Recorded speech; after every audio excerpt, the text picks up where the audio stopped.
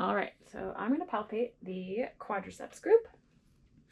And the quads as a group are going to be a knee extensor.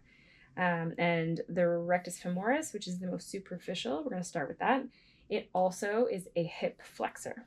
So the nice thing about quadriceps is all of them taper down here nicely and attach to this very prominent tibial tuberosity via the patellar tendon. So all four of them converge here into a really big tendon and attach down here.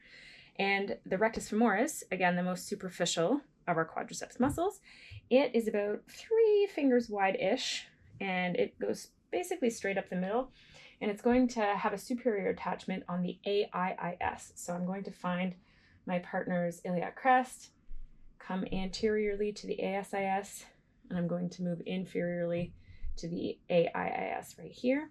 And if I draw a line between the patella and the AIIS, that's exactly where the rec fem is. So I'm going to have a bolster under my partner's knees, and I'll get him to extend the knee against resistance. Perfect. So I feel that pop up just here at the AIIS, and I'm going to palpate down. And of course, all of the quadriceps muscles here are contracting, but most superficially, about this wide, is going to be the rectus femoris. Relax for a sec. Okay, and again. Good.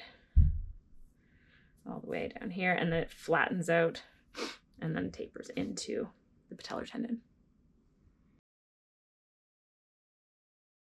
The second muscle we're going to palpate is actually a bit of a non-starter because it's actually just deep to the rectus femoris, and that is the vastus intermedius. Now, for some people, you can actually feel that if you can move the rectus femoris aside, but for my partner here, it's difficult because he's got some bulky quads, but we're going to give it a try anyway. So the vastus intermedius attaches to the anterior and the lateral shaft of the femur. Okay, it lies deep to the rectus femoris. And again, like the other quads, it goes through the patellar tendon and attaches onto the tibial tuberosity and extends the knee.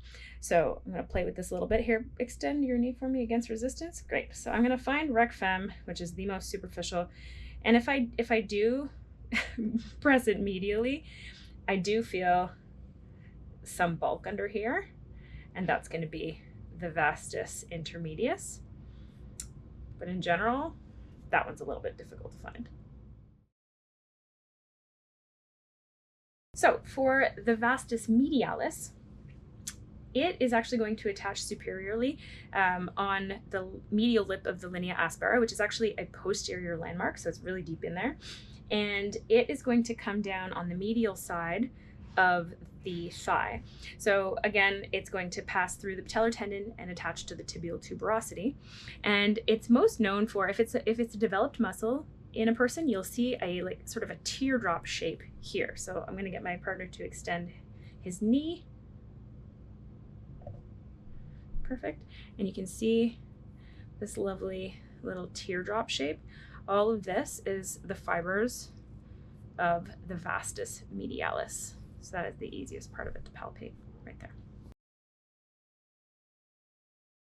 And the final quadriceps muscle, Vastus Lateralis, also attaches basically to the full length posteriorly of the linea aspera on the femur, and also attaches to the gluteal tuberosity. So if we actually palpate the greater trochanter, we can tuck under there. Extend for me. Yeah, I can feel at the gluteal tuberosity, sort of the end of the vastus lateralis, and it's going to come obviously laterally along the surface of the thigh. Okay, relax. And it's going to converge with the rest of the quads group through the patellar tendon and onto the tibial tuberosity. When you're getting this muscle to pop up into your hand, you will notice that it's also directly deep to the iliotibial band. So if I'll get you to just extend, you get a shape here, a little bit of a teardrop here in this case, but it's mostly uniform in length as it runs up the side of the leg, and you can actually feel the delineation between the very fibrous IT band and the vastus lateralis fibers there.